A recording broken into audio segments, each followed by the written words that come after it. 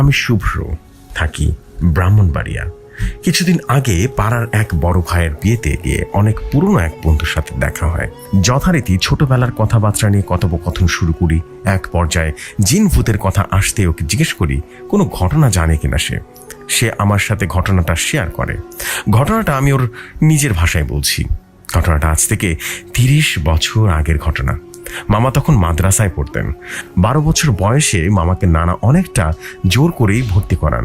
এদিকে মামা মাগরিবের নামাজ পড়েই বাইরে বের হতেন। মসজিদ থেকে মিনিট 10 দূরে একটা শ্মশান ঘাট আছে। আর সেই শ্মশান ঘাট ক্রস করার সময় মামা খেয়াল করেন কিছু একটা ওনার পেছনে পেছনে আসছে। ব্যাপারটা আঁচ করতে পেরে তিনি পেছন ফিরে তাকান। তাকিয়ে দেখেন একটা কুকুর তার পেছনে পেছনে পেছনে আসছে। মামা সাত পাঁচ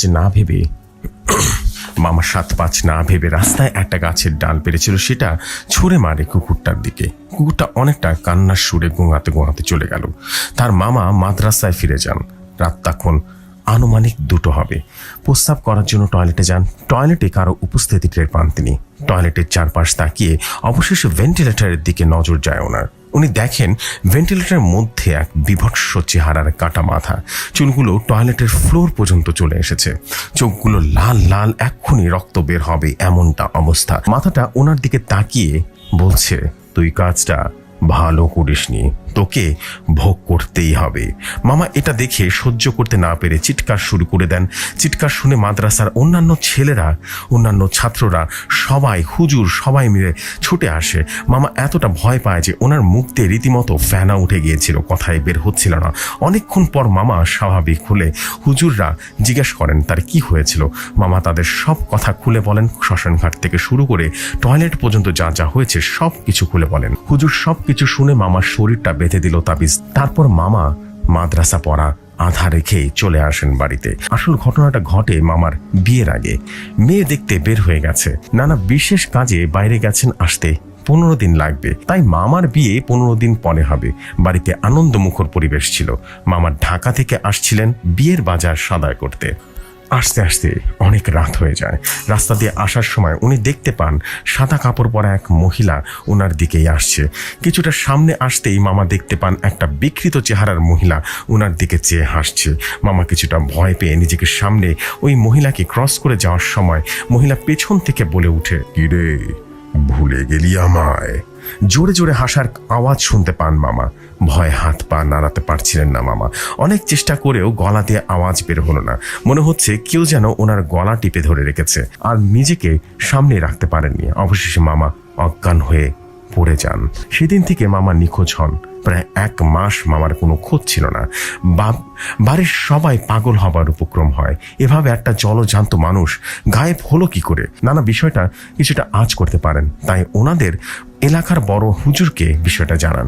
বড় হুজুর সবকিছু শুনে শুধু একটা কথাই বলেন, এসে যাবে তোমার ছেলে, এসে যাবে। 3 দিন পর ঘরের দরজাতে অনেক জোরে জোরে কারো নক করার আওয়াজে বাড়ির সবার ঘুম ভেঙে যায়।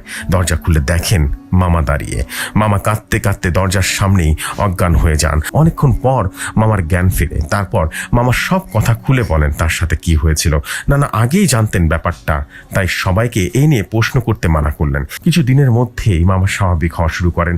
মামার বিয়ের জন্য সবাই মেয়ে দেখতে শুরু করেন। কিছু দিনের মধ্যে মামার মেয়েও পছন্দ হয়ে যায়। কিন্তু ভাগ্যের যে কি মনমম পরিহাস, কেউ কখনো কল্পনাও করতে পারেনি। গায়ে হলুদের দিন সকালবেলা অনেক ডাকাডাকির পরও মামার কোনো সারা শব্দ না পাওয়ায় নানি মামাকে ডাকতে মামার ঘরে গেলেন। দরজা ভেতর থেকে বন্ধ ছিল, তাই নানা সহ বাড়ির সবাই মিলে দরজা ভেঙে ফেললেন, ভেতরে ঢুকলেন।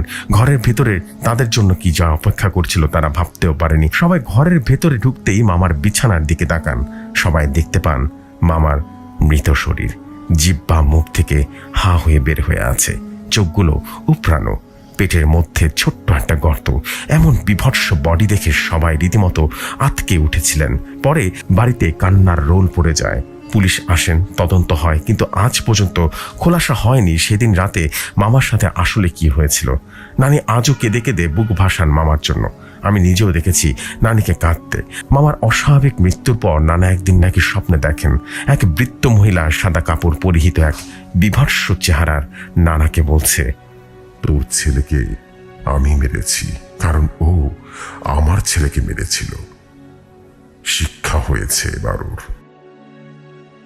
এটা একদম সত্য একটা ঘটনা, বিশ্বাস করুন আর নাই করুন, কিন্তু ঘটনাটা আসলেই সত্যি। আমার আপন মামার সাথে ঘটেছে ঘটনাটি। আশা করছি ঘটনাটি ভালো লাগবে।